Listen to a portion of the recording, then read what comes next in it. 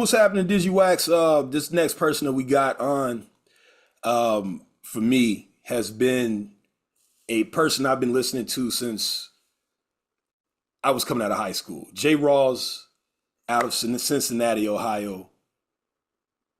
I'm gonna say Ohio. I'm gonna let him get into it because it might be even Columbus. J. Rawls, are you on, man? Peace, peace. Yeah, I'm on, man. I'm good. There he is. I'm from Columbus. I went to University of Cincinnati, so that's why everybody. I went to college at University of Cincinnati, so that's where all the Yeah. confusion comes in. Well, the confusion for me comes in because when I got to know you guys, it was because of a guy that you currently have an album with and a partner that he had at the time, which was Most Def. Mhm. And if I'm looking in credits, I see J. Rawls, and I'm like, who is this that made this brown skinned lady track? Who is this? And then the next thing that happens, I get this mixtape called Independence Day. And it's mixed by, I believe, DJ Eclipse. I think that was the one that did the first one. And it's a group on there by the name of Lone Catalyst. And they got this track that's named after themselves. And that track is slamming. And I'm like, who is this group? And so I go down the rabbit's hole, and that's how I find out who J. Rawls is, man. I'm gonna let people, because I know I know who you are. But if you can just kind of introduce to the people who you are, because I definitely got some questions for you. Word, man. Jay Rawls, man, Columbus, Ohio, producer, DJ. I've been loving y'all's conversation, man. Y'all been cracking me up. You know what I'm saying? CL Digiwaxx been saving me for years, so thank you. Mm. You know, much appreciated. Um, yeah, man, producer and educator. I'm actually about to teach a class here in a little bit. I am an assistant professor of hip hop at The Ohio State University. And so I teach hip hop and hip hop culture. That's why I was loving y'all's conversation. But prior to that, when I was in college, you know, like you said, I started working, doing music for everybody in Cincinnati and producing, and just kind of got blessed, was able to meet Talib Kweli because he was working with High Tech at the time. And I was like down with High Tech, you know, kind of that crew thing, right? And then Absolutely. and ended up doing Brown Skin Lady on the Black Star, the first Black Star album. And from there, man, I ended up working with the Beastie Boys. I worked with a whole bunch of different acts, man, but not only hip hop, you know, also I did some soul too. So like Eric Roberson, Aloe Black, you know, I've been Mm. very blessed to work with a lot of people. And so I just been grinding over the years, man, putting music out, doing different things. My jazz band is the Liquid Crystal Project, and we did some things as well. So you know, just working, grinding. And you know, me and Quai have always stayed in touch, always built. And this was just the right time, man, to come with something new and fresh. And yo, we had a ball making this record. Man, can you kind of talk about like the initial days when high tech was coming around? Uh, the Mood crew, what was it? The Mission Control crew with Mood, and how did you guys even all link up? I mean, I know obviously high tech was your connection to Kweli, but how did that whole crew even come about? It was just like minds, you know what I'm saying? And I came to all of that late. You know, High Tech was already working with Mood and that whole crew and the 5Ds out of Cincinnati, Right. uh, Home Skillet, like that whole. They already had something popping, and I was there in college, and I was making beats, and you know, it just vibed. It fit right in the type of beats I Mhm. was making. So that's how it kind of grew from there. But High Tech and Kweli was like magic. Like before they ever had a deal or anything, we were just like, yo, there's something special about these two together. You know, their camaraderie, the way, you know, the way they came together like Voltron, it was beautiful. And so that was just something that we all knew in Cincinnati. And so once, you know, Rawkus got a hold of it, you know, the rest of the world found out. It was over with from there. The new album, you know, obviously, like you said, you guys have a storied history, you and Kweli. But what was that thing that said, "Hey, let's do this right now"? Like, I mean, this has been years in the. I mean, you guys have known each other for years, but like what's now? What's special about now? Yo, that's a really good question. It really was because Kweli started working with this new singer that you guys are going to get very soon. New singer named jazz singer named Solene. And so Okay. he started working with her, and he was like, "Yo, I got the perfect person for you." And he put me and her together because she was kind of I mean, she's younger, so she was using that term lo-fi, right? Those of Yeah. us who from the 90s, lo-fi is just hip hop. It's just just boom bap. Right. That's just boom bap. That's just good hip hop music. Yeah, yeah, yeah, yeah, yeah. So I'm like, what is okay, lo-fi, chill hop, whatever y'all want to call it. Hip hop Right. is what I call it.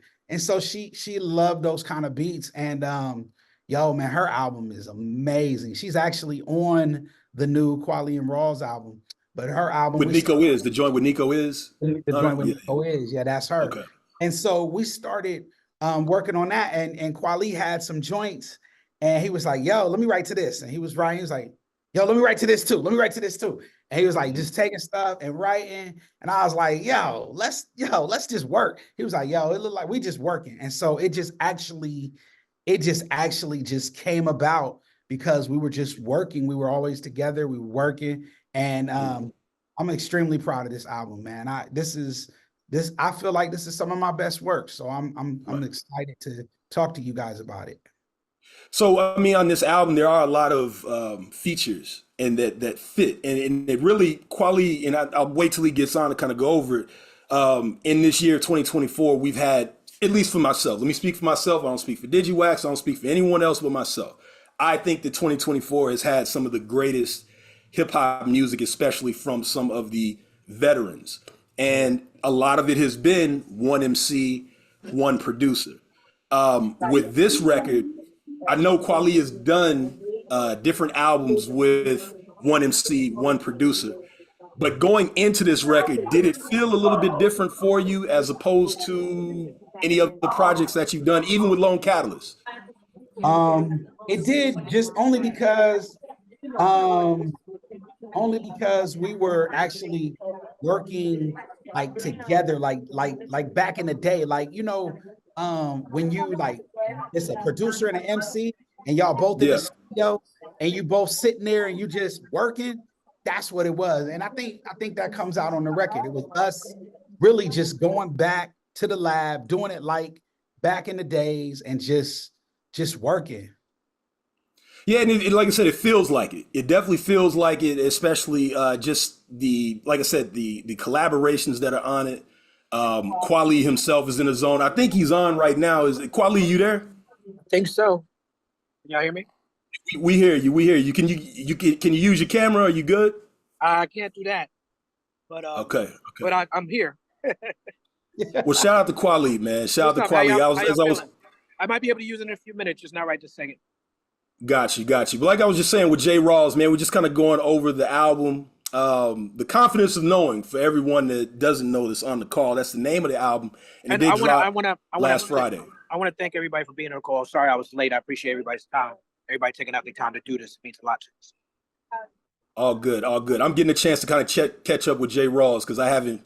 J. Rawls, I'm a fan of, man, as well. So I haven't got a chance to speak with him in all the years that I've known. I will say that with all of the years that I've known Talib and known J. Rawls and Talib, I want to ask you because I was asking J. Rawls about, you guys come up, but I was thinking the other day how like the first time I heard the collaboration outside of, Brown Skin Lady between you, J. Rawls, was on the Due Process track with Lone Catalyst. One of my favorite tracks.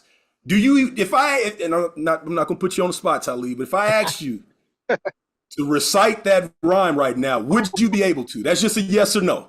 That would be an absolutely not. Absolutely not. But shout out to Jay Sands. I was just in Pittsburgh last night. No, 2 nights ago I did Pittsburgh, Pennsylvania, where Jay Sands is from. And it was good to be in front of that Pittsburgh hip hop crowd performing over J. Rawls records because I know they rock. That's part of his origin story. Right. The reason why I brought that up is because there's actually, and I'm going to post it at some point soon. Lone Catalyst were here in Houston. They were performing at the Engine Room, and Jay Sands was doing due process, and obviously you were not there, Talib, but he handed me the mic, and I got through a good chunk of your verse, but you were no syllables, man. I just couldn't hold on, man. So I just wanted to know if I wasn't the only one that could remember. No, them syllables. Them Man, syllables is rough.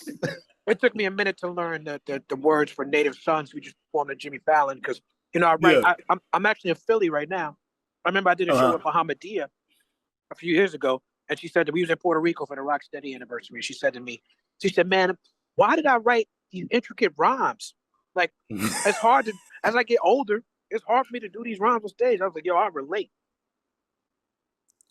Man, can you kind of speak on that too? And let me say this, man, and to you, Talib, thank you, because I know you've been on the Tonight Show a couple of times, but when I saw the poster that you and Jay Rawls were going to be on there, I was like, man, what a good look for Jay Rawls, because I know Jay Rawls, you are respected, but I know a lot of people don't know you. Can you guys talk about that experience and Jay Rawls, you specifically, because this is your first time on something like that on a platform that big? I mean, yeah. Go ahead, Ross. You want me to start? I mean, Lo, Quad, this is normal for Quad. Yeah, this is all big Right. for me. It was amazing. Just, you know, the experience of being up there and being at that level. The responsibility, I think that's one of the things I learned. The professionalism of not only Kweli, but of Questlove, of the Roots, how they move. Like everything is very succinct, on point. Like it's not a game. Like, you know, you sit there and it looks like, oh, they're just on TV being stars. Nah, there's so much work that goes into it. So I have so much respect, a newfound respect for the work that goes into it. And watching Kweli do it like it was nothing, knowing that how much work it is, was amazing. So go ahead, Kwa. Yeah, man, it's exciting for me to be able to provide these opportunities. Last time I was on Jimmy Fallon, I had Madlib, who had never been on nighttime television. I brought my kids with me, so you know this is what I do. I mean, you know, when I have my platform, I try to share it with my loved ones and the people I feel like deserve it, whether it's a Madlib or Jay Rawls. And what I like about working on this project is Jay Rawls' name ring bells. People know about Brown Skin Lady. People know about Lone Catalyst. Some people know about the House album.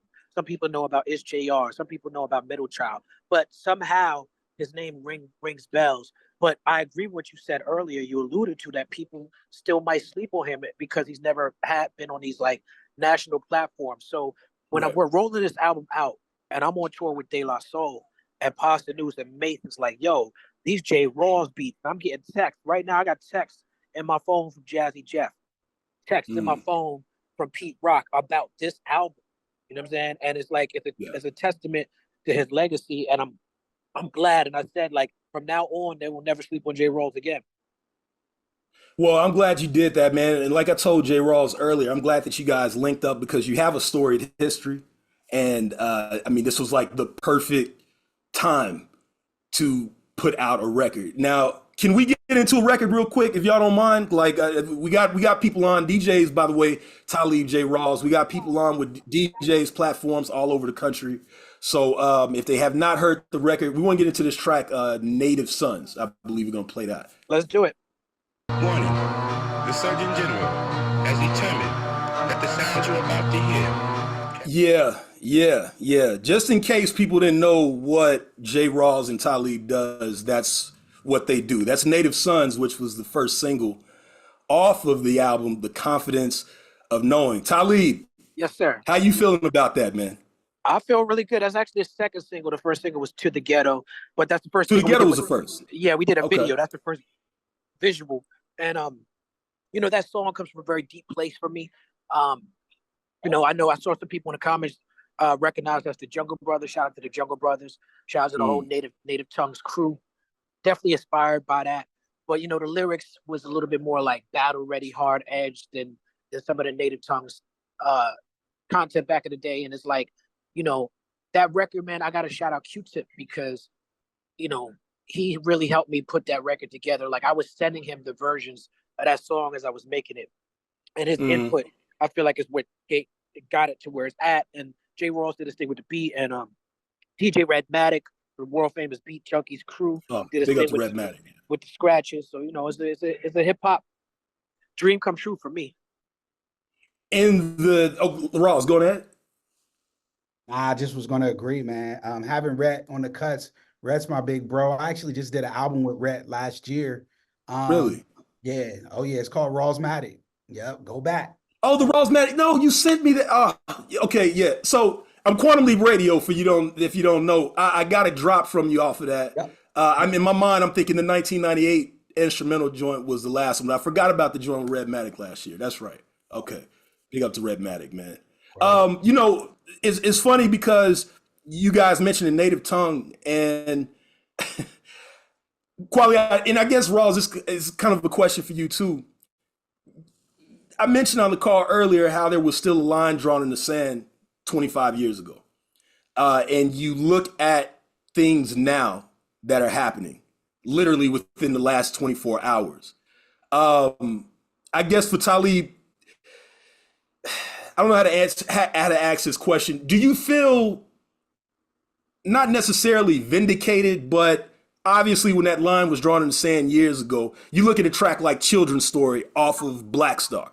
Yeah. People would call you a hater. People would call people in that, and not just you, but, you know, obviously that era of hip hop, they would call them haters because they were not in line with whatever was the most popular at the time. Right. And then you live long enough to where things like what happened in the last 24 hours happen. What happened in the last 24 hours?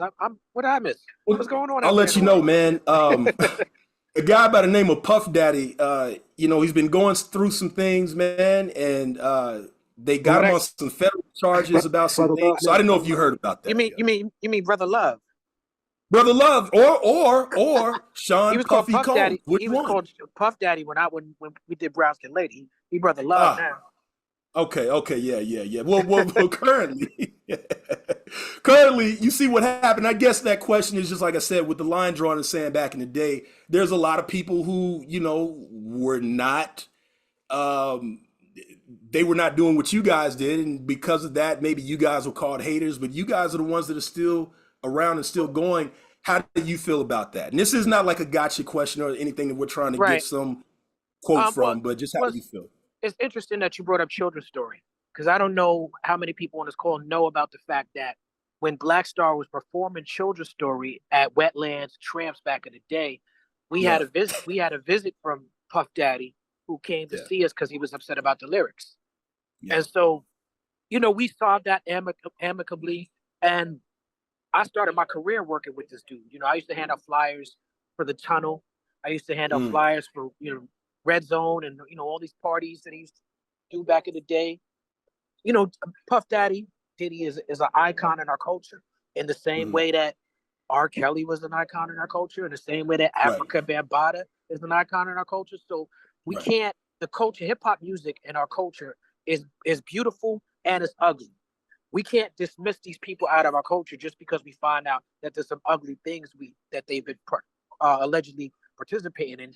We just gotta make sure that we hold our culture accountable for these things. It's like, yes, our culture can provide safe haven for some pretty monstrous shit sometimes, as well as our culture being so beautiful. What I will say is, you know, the things that they say about Diddy, you know, they're still I wasn't there for any of this. I didn't witness any of this. It seems like he has an uphill battle. I feel really bad for his family. I see his baby child's name in the news as part of these indictments, and they took his 1-year-old child's passport away. I've seen his mom's address online behind this. So whether he did these things or not, the way he's moving has not made his family safe and the people around him safe. And that's the part just that I could speak on with authority. I will say that what we do has nothing to do with that, and that's why our album is called The Confidence of Knowing. Because back then, when they was calling us haters, we knew that we were doing the right thing. We knew that we had to do this music, this conscious music, no matter what the trends was, no matter what was happening in the industry. We knew, even when they was calling us crazy, even when they said, you know, you need to sound more like Bad Boy, we knew that they sounded crazy. You know what I'm saying? So all I got to say is this. When it comes to this music and this hip hop, the conscious music and the music with the message stands the test of time. And every artist, I don't care how street you are, how gangster you are, if you make it past 40 years old, you become conscious. You go from Puff Daddy to Brother Love. You know what I'm saying? Absolutely. You go from Jay-Z to Hustler to Jay-Z to, the philanthropist. That's just par for the course. And Tory Lanez is in jail right now. I saw him talking about we need to fight mass incarceration. I was like, okay, Tory Lanez, now that's a movement I could get behind.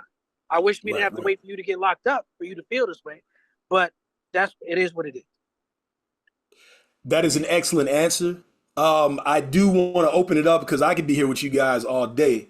I do want to open up any questions Hey, let me to just say anyone real that's there. quick. Oh, we look at J. Rawls. Go ahead. Yeah. Just real quick, because Kweli, of course, summed it up very well, but it's just, part of that is also probably why I never became like, the big name or whatever, right? Because I never decided to change what I do. If you listen to this album, it sounds like what I was doing in the 90s. And the reason behind that is because that's my integrity. That's what I feel when I make music, that's what I want to represent. And that's what Kweli does. It's like we are making the music that represents us. And so you're not going to hear none of that other stuff. You just won't hear that. You'll never hear that from me. So that was it. Go for your questions.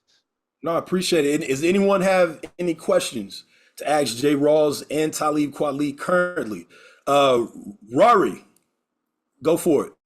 Yo, what up, y'all? Yo, what up, Talib? Yo, can you hear me? Yo, can anyone hear me? Yeah, we can hear you. Yeah, I can hear you. Oh, okay, cool. Yeah, I just want to make sure before I spoke. Yo, I just want to give. Rory, you cut yourself off. What up, CL? Yeah. What up, Talib? You already know. Yeah, I just want to say what up. Just want to big up to Talib, make him his flowers. Peace. Big up What up, to Rory? Most Def, big up to Black Star. You know what I'm saying? Been down with y'all, from the beginning. You know what I'm saying? So, I just got a quick question for you, real quick, man. Just want to know, can you share like any personal experiences or stories? You know what I'm saying that influence your lyrics. On this project you on. Yeah, my daughter's on this project. Shout out to Deani S.J. And that song is called Steve Austin. And it was the song that's probably the last verse I recorded on this project was that verse, because my daughter killed it so hard, I didn't know what I was supposed to say after that. She might have got me on that record. So I encourage people to check that record out. Also, I like the fact that I've done so many features with so many different people that I was kind of over like reaching out to people because I've done it so often, right? You don't want to be a bugger. You know what I'm saying? Like you don't want to overplay your hand. But Rawls, I asked him for a wish list of people he would want to have on his album. And Georgia Ann Muldrow is on his wish list and she's on the album. Buckshot was on his wish list and he's on the album. Coast Contra was on his wish list and they on the album. So I'm proud of the fact that we were able to make dreams come true and make wishes come true just from like conjuring this up. Man, that's fantastic, man. Always a dope answer. You guys always on point. Big up to the conscious movement. It's still here. Underground, above ground, overground, always going to be here. And salute, man. Thank you, brother. Earl, man, what's up? What's going on, fellas? Good afternoon, and good evening. Yeah, my name is Earl Powell, and funny enough, I first off, respects to both Talib Kweli and J. Rawls. Obviously, y'all have a legacy and history in this game that's to be respected, and you guys, it's a pleasure to have you on this call. Funny enough, I actually just signed on to manage Coast Contra as of this Monday, and when onboarding them and talking to them about their previous songs and like their oh man, I don't owe you any money, do I? Nah, I think we're pretty good. I might be able to find. What's wrong with you, Kweli? Okay, I'm sorry. Now, all jokes aside, I just wanted to it's serendipitous to a certain degree, right? That no doubt. I'm literally like, I wasn't even trying to be rude, but Raz literally just called me about something else we had going on. Shout out to Razcast too, definitely. No, 100%. No, so I just wanted to shout you out for that and just like having that eye for young talent that like obviously is a bit more traditionally angled, but they're still young and they still have a lot of I think a super bright future ahead of them. I just wanted to ask you guys, just in regards to your experience and the time that you spent within the music industry. We've seen these trends and these things come and go, and like I think personally, the spine of hip hop, no matter what trend it is strong lyricism, and a great pen. But you know, just from your visions, like in the next 5 to 10 years, like where do you see hip hop going? Where do you see music going? Because you know, it's gotten to a place to where it's become pop music, but now, you know, with the record labels letting go 40%, 50% of the black staff and the urban music and this and that, what do you guys forecast to a certain degree for the future of hip hop and this thing that we love?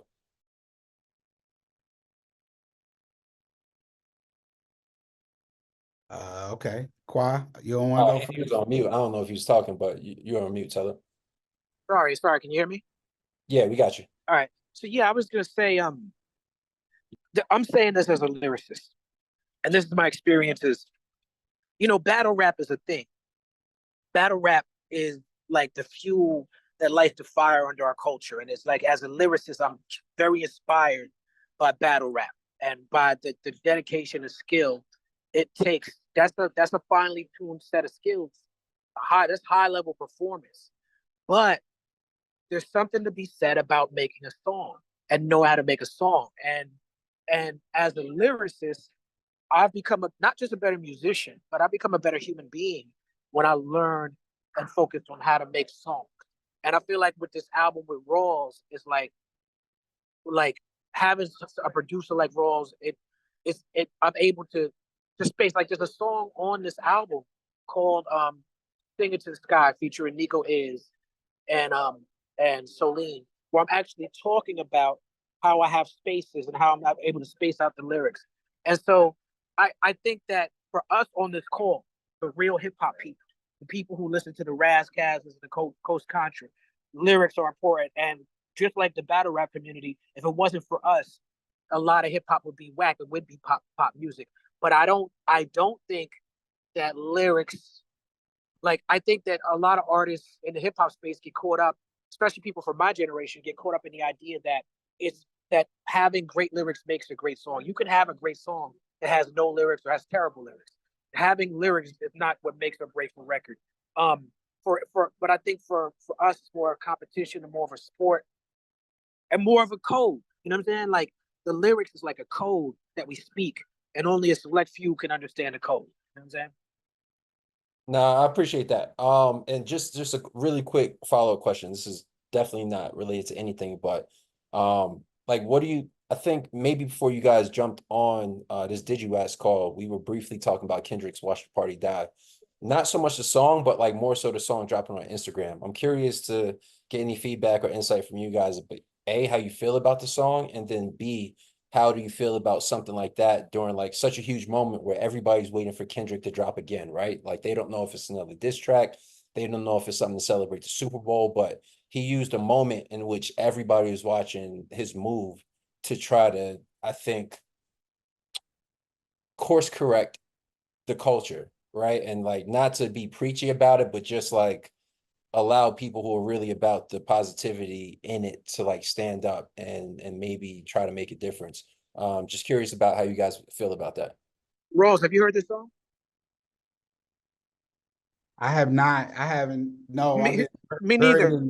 Yeah, we haven't even. Yo, I've been either teaching or doing promo stuff, so I haven't even had the chance. You busy? You busy? No doubt. I was just asking in case you had come across it because I think haven't heard it either. I you know what, and I it's come across my feed enough times for me to have clicked on it, but I didn't realize this until you asked the question. But I think I have rap beef fatigue. You know what I'm saying? Like I love Kendrick Lamar. I love Drake too, but I'll be honest with you, just as a conscious artist, I'm partial to what Kendrick brings to the culture and the way that he presents himself. I've done records with Kendrick. I know him a little bit better than I know Drake. But I think that I felt like I was going to get around to hearing that record at some point, but I agree with Rawls. We've been on a promo run, but I didn't click on that record as fast as I clicked on the other ones. I think Kendrick, for the positioning that he put himself in after Not Like Us, I think in the back of my mind, I'm like, what else? What else? Like, I don't know. Like, what else can you do to this man? Leave this man alone. Well, let me say this, Talib. I'm gonna jump in real quick and just to back up off of what Earl said. I think that song, I think you guys really should check it out simply because it does feel more like it is about the industry. Goes back to what I was saying before about, a children's story on the Black Star record, and how a song like that, obviously you guys were on Raucous. It was a lower level to where a lot of people didn't get a chance to hear it. But in terms of what that song was about, talking about the industry and how there needs to be a course correction, that's kind of what this Kendrick song is. It's not necessarily about one person individually, but just how the industry as a whole needs to be shifted. And I think for someone on his level, that's a very good thing to present on such a wide platform. I mean, Kendrick he's a phenomenon. He's more than a rap artist. He's a phenomenon. Right. And we're better off to have him, and we're lucky to live on the planet while he's alive. No doubt. K-Max, man, what's up? Yo, real quick, I just want to say thank you. Appreciate in your insight and everything. Oh, you go ahead. I was I was distracted talking. Hey, what's going on, everyone? What's up, TK? What's up, J Rawls?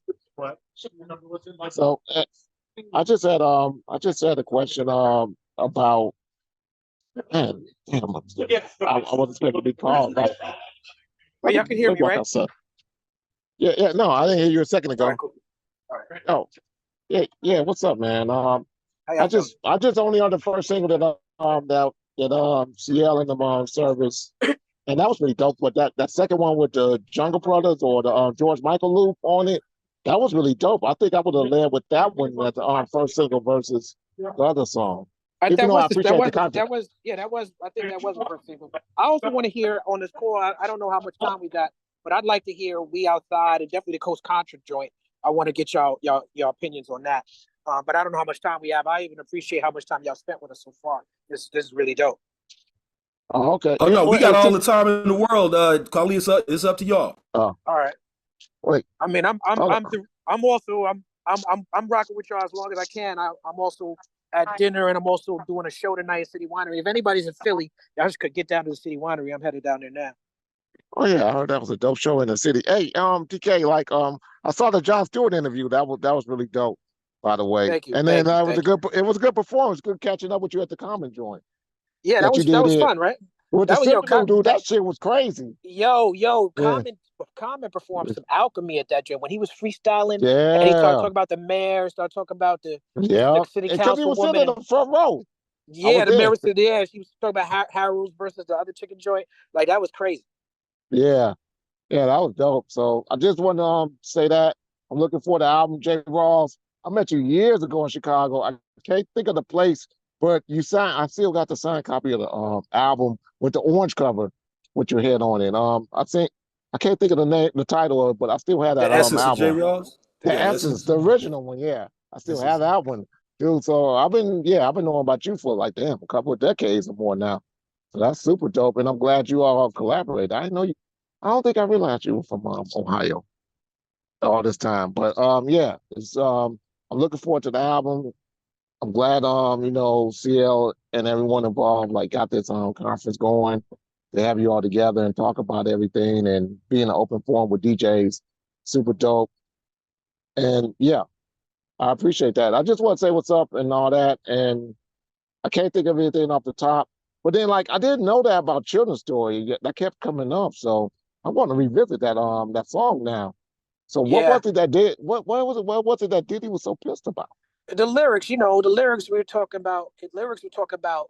Producers who are just flipping old samples and flipping old hits. In that era, if you remember, we didn't do that. It felt lazy to us. You know what I'm saying? Yeah, I know. Now I'm thinking about it. It's funny because we from the Digging in the Crates crew era, where it's like you're not supposed to know where I got this from. It's supposed to be that's DJ Premier. Yeah, that's DJ Premier mantra.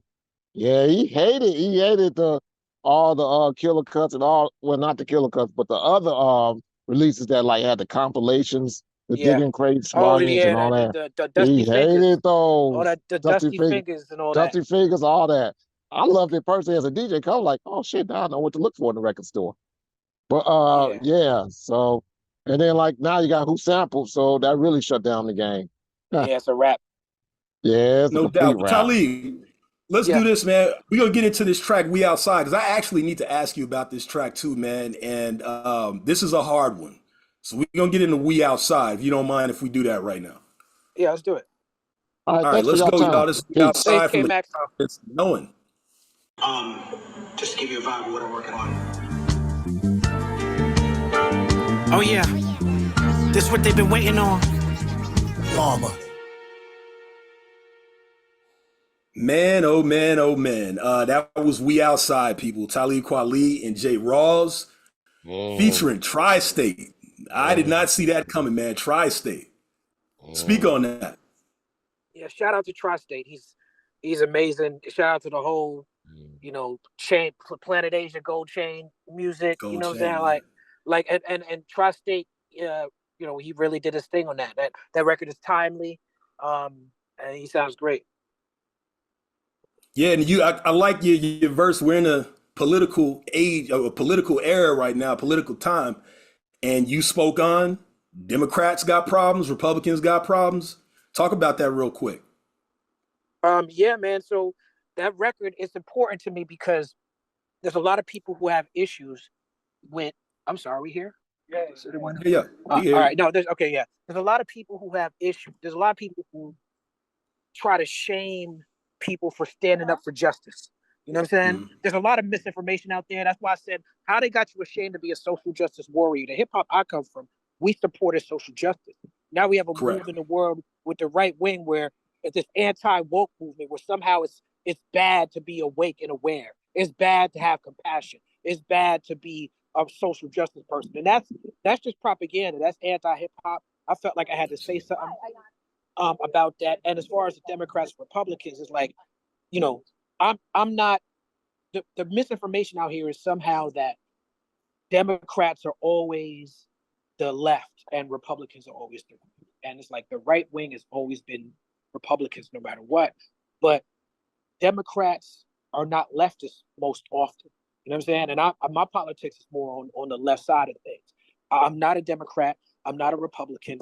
And so that's why I said on the track, I'm criticizing all of them. But at the same time, I don't want to make false equivalencies. What's happening on the right is an existential threat. What's happening with Democrats, it's like, yeah, there's some Democrats that are against us. There are some Democrats that are for us. And we have to be able to parse the difference. But I really wanted to stress the idea that we have to be engaged, and I wanted to stress just the fact that we have to not be scared to be compassionate. Hey, and J. Rawls, man, that production is a little bit different for you. Kind of just, I guess, maybe because I'm not hearing as much of the bottom on that. It felt more like you could have gave that to some Griselda, you could have had some Griselda production right there. What was your thinking behind the production on that?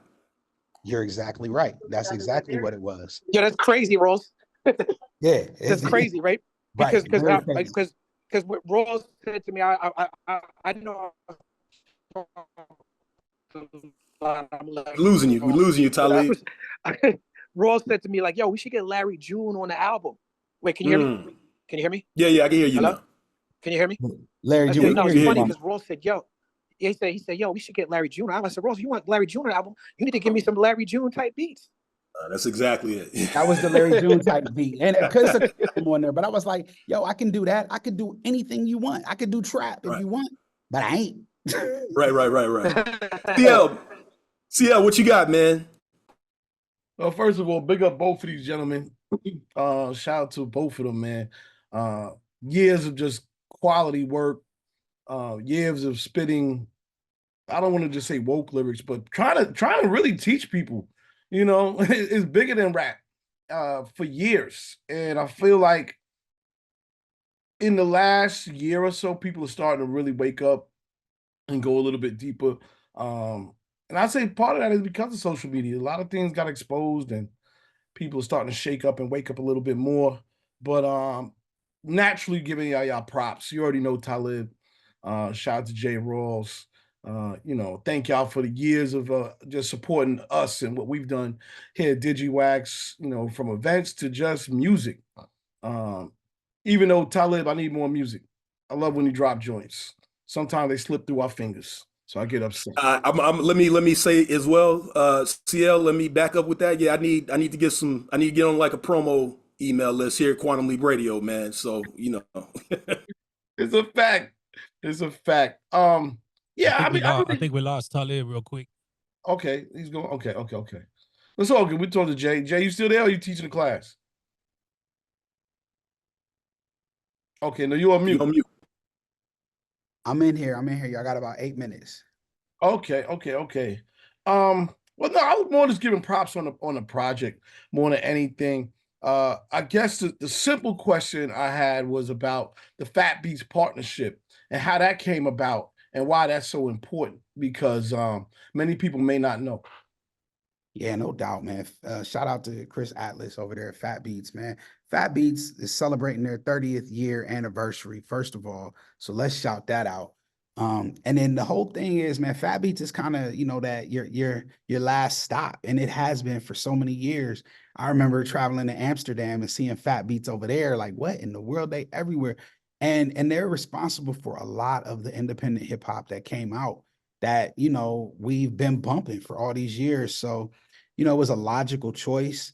And right when we went over there to have some conversations, they hired Chris Atlas as president. So it was like a no-brainer. It was like, yo, this is, it just didn't get any better. And so once that happened, it's been all gravy from there, man. So yeah, Fat Beats is an important piece to what we're doing right now.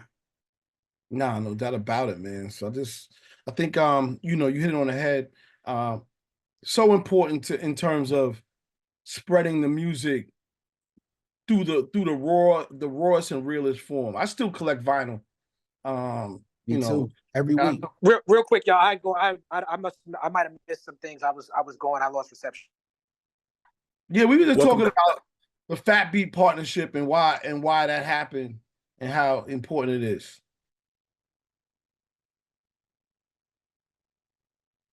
Talib? He might be like in a dressing room or something, not getting good reception. Yeah, he got probably at the venue. It's all good. That was like my main question, man, because I didn't want to sweep that under the rug and how important and how much Fat Beats has done over the years for our music. It's just been a staple, obviously here in New York, but to hear you talk about it in Amsterdam, of course, Japan, London, all the other places around the world. Big up to Fat Beats. Congratulations, Chris. And I'm gonna pass over. Can y'all hear me? Yes, sir. Now we can. All right. I heard y'all on Fat Beats.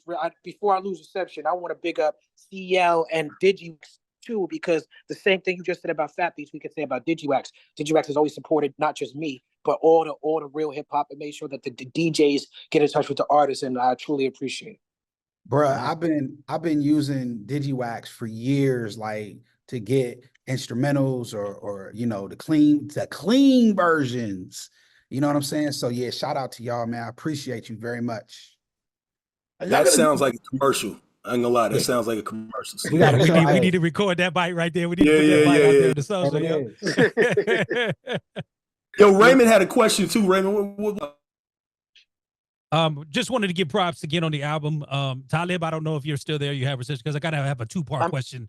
I'm here for now. Let's see. Okay, I got one for you. I got one for you and Jay. So, Talib, want to ask you your feelings on the state of podcasting today, and will you be bringing back People's Party? Two, Jay Rawls, considering you say you're very true to your essence of hip hop and how you've known it from the 90s and everything like that, how is that received in your teaching at the college courses? Word. Well, I think that the People's Party, it lacks distribution right now. So we're if we get good distribution, we'll bring it back. But I will say that we did an episode a week for 3 years straight, and that's a lot of things that people can still go back and listen to catch up. People missed a lot of it. And the Midnight Miracle podcast as well, and Luminary, very proud of these things. I'm proud of the fact that my podcast is more like a history lesson. We did deep dives, we had real interviews, it was real journalism. Yes. And I like the fact that it was separate from all these other podcasts that I feel conflicted about, because on one hand, it to me is not interesting. Podcasting about podcasting is not interesting to me. And it's like, as an MC, it's hard. I might be a little bit of a hypocrite because a lot of rappers rap about rap, right? There's a lot of MCs who make music about being MCs. But now we have the era where the podcasters are really making content about themselves and their friends and their little dramas and their little beefs. And a lot of it is a distraction. But I will say, if you're someone who's interesting enough for you and your friends to sit down and talk about nothing and hundreds of thousands of people tune in, I can't hate on that. You know what I'm saying? Like, you got something going on. It might not be for me, but it's for somebody. Word. And then Jay Rawls, like I was saying, man, you know, considering you're teaching the course, how was you know, I'm just envisioning the younger demo, bro. You know, you're 18 to 22, 23. You know, have they listened to this album? Two, what's been the reception? Yo, real talk, real talk.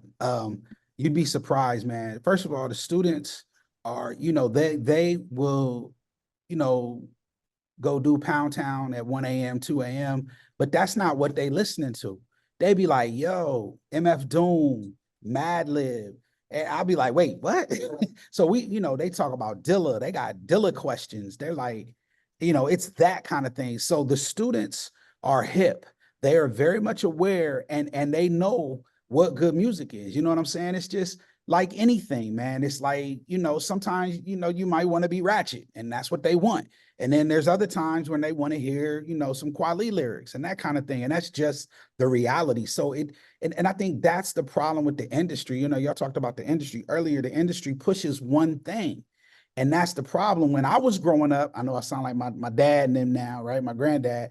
Back in my day, we used to go through the snow in 2 feet of snow into the class. But back in my day, for real, back in my day, we had variety, right? You might have 2 Live Crew, and then here comes a Tribe Called Quest. And then next on the radio, you'll hear NWA. And then you might hear, you know, some Ghetto Boy. Like, it's just, you had a variety. So it was all great. And now you don't get that same push. So my students, they, through the internet, are getting that variety. And that's what I do. I share with them new things they may not have heard of, you know, throw out some names and they're like, yo, who's this? And that's how, you know, that's how they find new things. Word. Well, congratulations to both of you, man. Like I said, this is an amazing album. Just furthermore, again, showing these youngsters how it's done. So much respect. Rawls, I find that interesting too, man. I've ran into like younger kids for like the last 7-10 years. MF Doom. I'm like, how did you, and I live in Houston. So it might be even more like oh man, how did you find this? But I think the internet has done a whole lot, man. So I'm not surprised at that, but I'm glad that it's happening.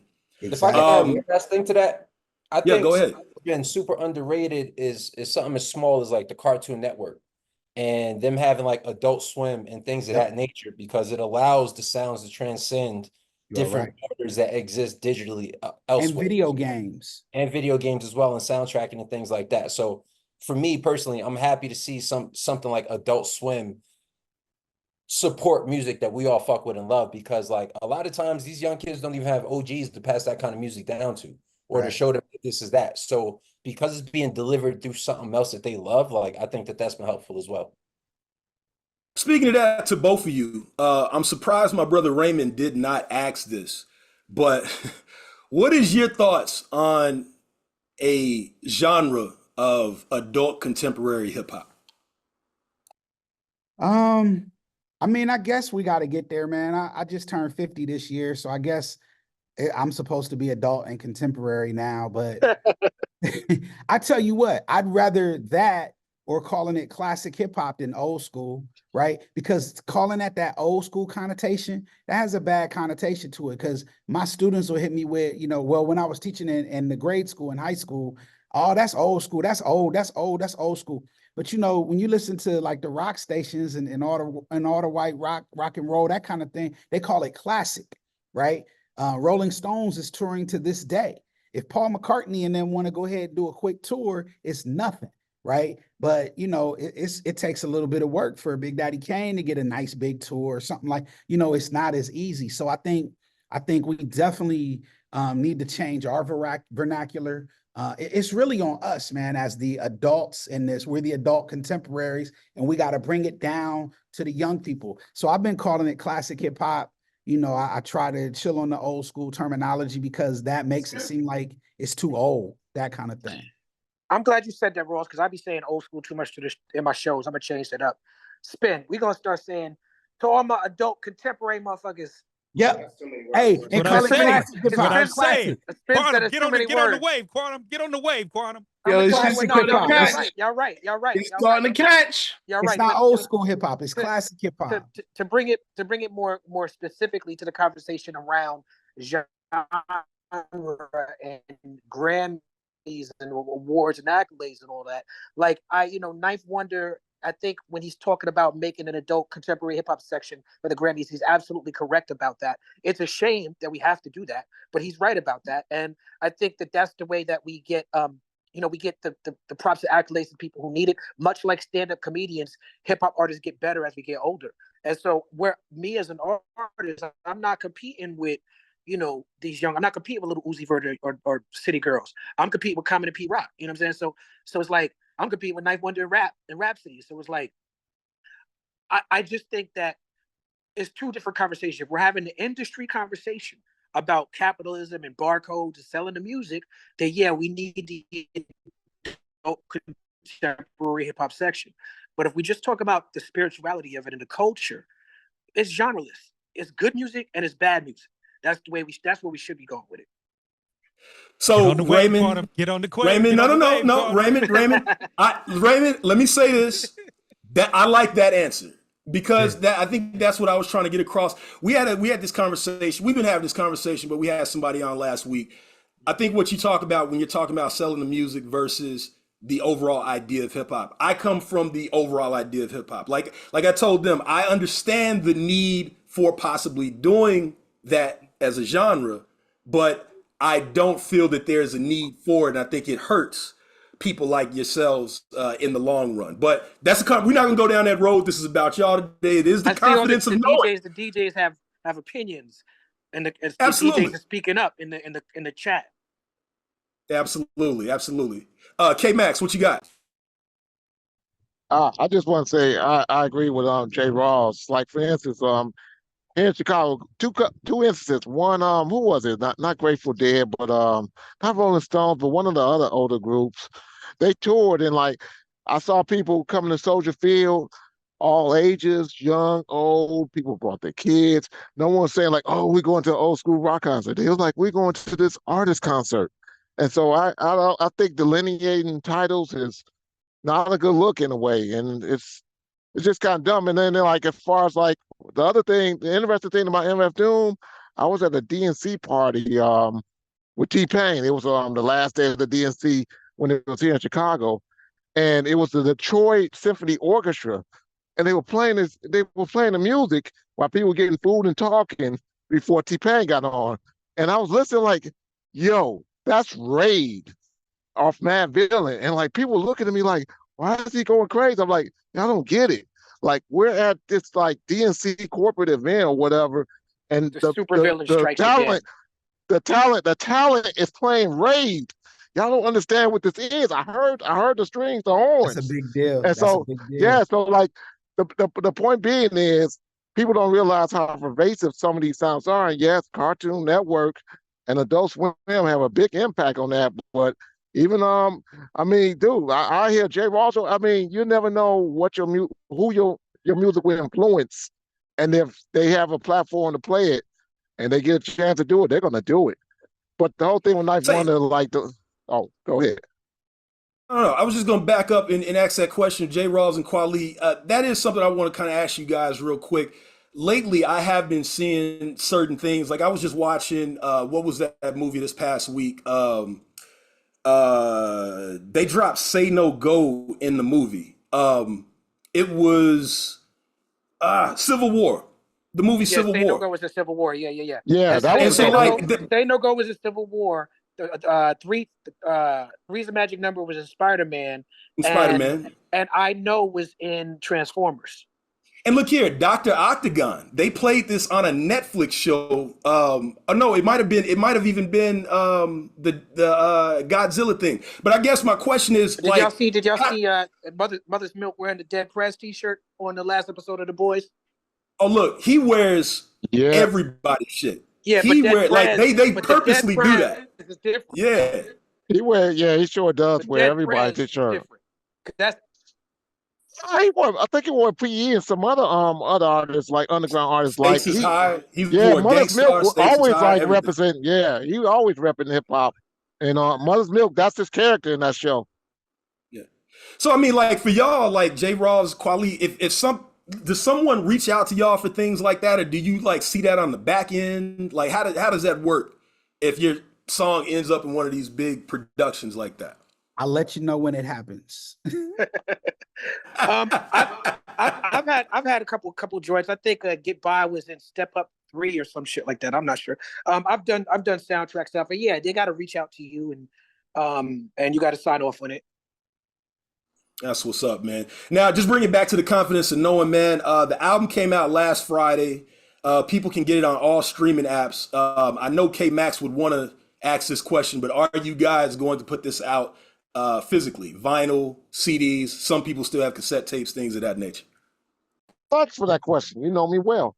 Definitely on vinyl. Hey, that was a request of me. I don't play them games. I buy vinyl every week. Every week I'm in a record store. So that was like Chris Atlas, he would have had to beat me down to tell me no on that, because that is a yes. So it's coming on vinyl for sure. When it'll be out? Shortly, right? I think in October, the end of the year. Somebody asked how they could get the vinyl. I'm sure Fat Beats is going to have it, but I'm also going to have it on QualityClub.com for sure. Yeah, it's hey gonna man, be on go ahead. It's gonna be on fatbeats.com, and it's currently scheduled for November. Word. Okay, and let me also say this before. Shout out to you, Chris Atlas. Didn't know you was on the call. Big up to you. I've been hearing your name for years. Again, I'm Quantum Leap Radio. Chris Atlas, We need to connect about some things. OG, yeah. So people can get the album out right now. Now, in terms of like digital, is there any way to get? I thought y'all guys were gonna have a Bandcamp. I didn't see anything for that. So right now you can only go streaming, correct? I didn't see one. Then we slacking. I got to make a mental note. We were supposed to have that. We get on that tomorrow. And one real quick question before you go here. The last Black Star album, with that being exclusively on a platform, how did, now that it's over with, I supported that. It's been 2 years now. What's your kind of reception thinking back on the rollout of the last Black Star record? Well, Black Star's on Black Star Bandcamp. You can go buy right now. Hello? Well, no, just the rollout in the beginning. Like there was a lot of talk. I can't get this. I can't, Right. All right. You asked me about how I feel about the whole rollout. Yeah. Is that what you're saying? Hello? Yeah, you kind of breaking up a little bit too, man. Yeah, I can hear you. You're asking me about the whole rollout? Can you hear me now? Just in looking back at it now, like how effective do you think it was? Do you think it was effective? Here's how I honestly feel about it. Putting Black Star and Liberation out on Luminary was the first time that I ever was in the black before a record came out. It was the first time that I made money on an album before it even dropped. Most of my albums that I put out, and this goes for most artists, most albums don't even recoup. So most albums are made at a loss. So with the Black Star album, I was in the black. You didn't see me online begging people to buy the album. Come on, please, buy it, please. Matter of fact, what you did see me online doing when people got upset at me is because people would come to me and be like, yo, I don't like that it's on Luminary. And I'd be like, I don't give a fuck. You don't got to like it. I got paid. And if you were a fan of me as a human being, you'll be a fan of the fact that I got paid and you go listen to the album. It might take 2 or 3 more clicks than you're used to. You know what I'm saying? But yeah, we made it available on Luminary, and for us to make our money. And then it was available in Luminary for a number of months. And then after it was no longer exclusive on Luminary, we put it on Bandcamp. And I just signed like 500 pieces of vinyl. So I know that the Black Star vinyl is dropping soon, if not out already, through Rhyme Sayers. So we got the vinyl cracking. I think we got CDs coming. But I think that the fans, the consumers, have to meet us halfway. The consumers got to know that most of these artists, myself, J. Rawls included, most of these artists, we're putting out music at a loss, at a financial loss. We're putting our all into it, our blood, sweat, and tears, and no one cares. People would rather give the money to Spotify and Tidal and all these companies. You know what I'm saying? And they don't. They'll spend $1,000 on an iPhone. They'll spend $1,000 on sneakers. They'll spend $1,000 on some weed, but they don't want to give us $10 for something that should last them for the rest of their life. And you know what? I don't blame them. I don't blame them. I put the onus on myself. But since I put the onus on myself, when we do say meet us halfway, if you care, we need y'all to meet us halfway. If you don't care, go ahead and bootleg it, steal it, be a culture vulture, do what you got to do. But if you care, meet us halfway. To all the people like yourself who came to Luminary, we appreciate y'all. That meant a lot. You know what I'm saying? But now you can get it on Bandcamp and get the vinyl as well. Well, I just want to say, man, I do appreciate that album. I do appreciate how y'all put it out, because I've been saying for years, there needs to be a way for you artists to get paid again, like we were living in a physical era. So I was arguing with people all the time about, yes, go and get this off of Luminary. It was $5. That was it. Go and listen to it off of Luminary and let them get paid off of this, man. So Kweli, I know Rawls, I know you got to go. I just want to say before you go, I am a true fan. I'm glad to finally talk to you. Get any new music, please send it to Quantum Leap Radio as well as Digiwaxx, please. Kweli, thank you as well for coming on. It is always a pleasure. I talked to you probably back in 2015 here in Houston. It's good to talk to you again. We are going to get into another track SWAT. So if you want to stay on, Kweli, I know J. Rawls got to go teach. If you want to stay on, we're here. But we're going to get into this track SWAT.